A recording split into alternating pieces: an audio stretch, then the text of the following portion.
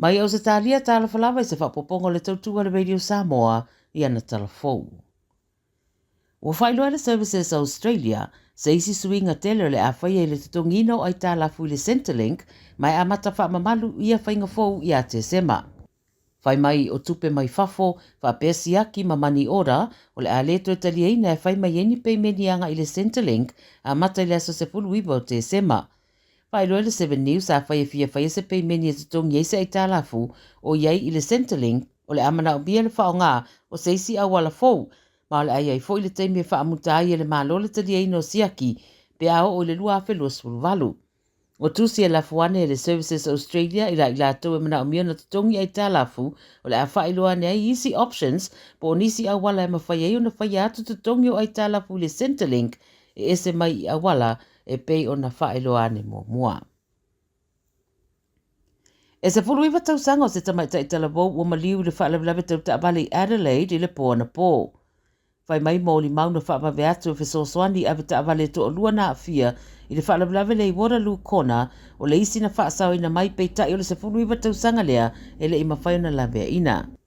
Ta weli pote le 9 News e talitonu wina na oso sa oane le taabale le se fulu iwa tausanga lea i le ituna anua tuai se loli i le tea leo le se fulu lua i le baweao ma wali putia na mule taabale le Talabou ma e wina tau mawhai atu stasi ave taabale na ilo ane le whaelawelawe e lawe ai peita i le i whaasawina.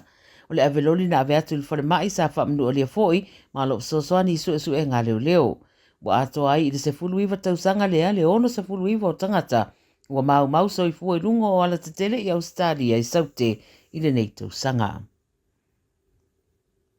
Ua maua le lei se tase o su enga sa whaia i Ausetalia le ano le mau ave taavale i Ausetalia o lo tuwina o lātou so i fua ni tūlanga la matia e ala i le whaatino nisi ngā yoinga au whaafoe le taavale ngā yoinga e pe o le seleina o le soe sa se turou ma le whaia o vali ngai fōlinga po make-up a o ave le taavale. Ua maua i suesuenga e sidia i le afa o ave taavale to a afe na whaia i ele suesuenga ua tautino e le o taula i tasi le ai i le ala tele le teimi e ave i le taavale. Pe ama le 43% o ave taavale Ausetalia o lo o whai pea teksta o alu taavale tusa le ma le lua tesi ma le 7.5 miliona o ave taavale atoa. Ia ma le isi tasi mai le 10 o ave taavale e si ake ala tau social media a o alu taavale. O isi mafua anga o ta ua le suesuenga e mafua i ona le taula i le sila le ave taavale i le ala tele e au fia i le matamataina o se ata po o se show i lunga o upenga tawhailangi a o ave le taavale. O ia fautuanga e pe ona tuina mai le suesuenga wa lapta i aile au fai taavale ia whae tete molo latou lava saunga le mū. E na ole se fulu ono tausanga o le tamatalabou o lo tua ia le fasiotia o le tinama tua e fitu se fulu tausanga na osa whaia i fafuana o le taulanga whaatau i Red Bank Plains i Brisbane whaalawlawa na tupu le asatolu o Februari le tausanga nei a whataua ina leo o le tinana fasiotia a o ngā o iala na taavale o le handai gets lua a whimalaiwa.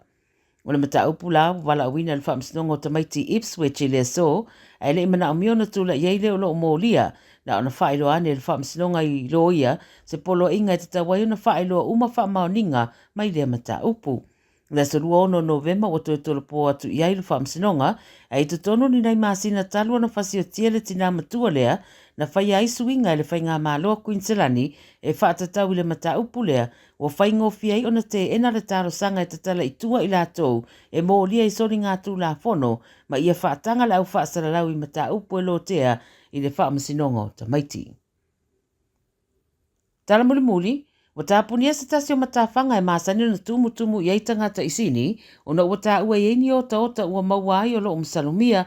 ai o le 7 News o lo liputia, na maua e tangata nanga i atu i matawhanga le tau na leilani o taota lanu uli, ai la poto i lungo o le matawhanga leo kuji, i le tu i sa sae o sini. Ua fautu e nai e le pūlenga le whae tū leo Ranwick, le atunu ia alo fia leanga i atu le matawhanga, se i atu iei se isi whaalinga.